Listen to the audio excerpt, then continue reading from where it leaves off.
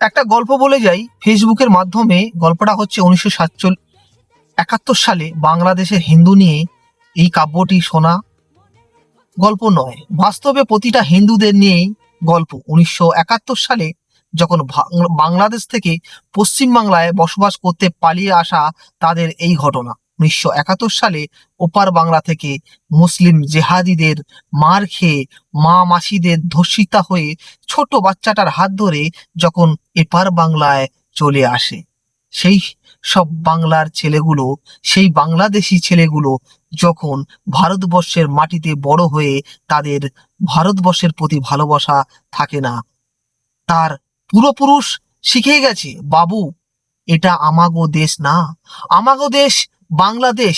ওখানে বড় বড় পুকুর, নারকেল গাছ, পুকুরে কাতলা মাছ, চালের উপরে মোটা পুঁইশাক, বাগান বাড়ি অনেক কিছু ছিল। ওটা আমাগো দেশ। আমার সেই দেশটা আমাকে থাকতে দিয়েছে মাথা উঁচু করে, যেখানে আপনার ছেলে, আপনার বাবা, আপনার মা ধর্ষিতা হওয়ার থেকে রক্ষা পেয়েছে। ভারতবর্ষের মাটিতে এক কাঠা জায়গা ঘর করে বসবাস করছেন সুস্থ মস্তিষ্কে।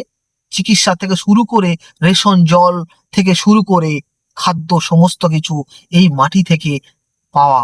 ক্ষুধার্ত পেট যখন কান্না সহ্য করতে পারছিল না, এই ভারতবর্ষের মানুষ তখন সাহায্য করেছিল ওপার বাংলা হিন্দুদের।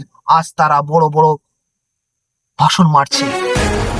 ওপার বাংলা থেকে আসা কিছু জিহাদি হিন্দু, যাদের রক্তে লেখা আছে রাজাকারের রক্ত, যাদের রক্তে আছে পাকিস্তানের, যাদের রক্তে আছে জিহাদি, যা বাংলাদেশি পাকিস্তানিদের রক্ত শুধু একটাই কথাই বলে, সমস্ত হিন্দু হিন্দু সনাতনী তাদের সেই সব ব্যক্তিদের চিহ্নিত করুন যারা এমন কালচার আর সন্তানদের শিক্ষা দিয়েছে। তাদেরকে ভারতবর্ষের মাটি থেকে থাকার অধিকার নেই।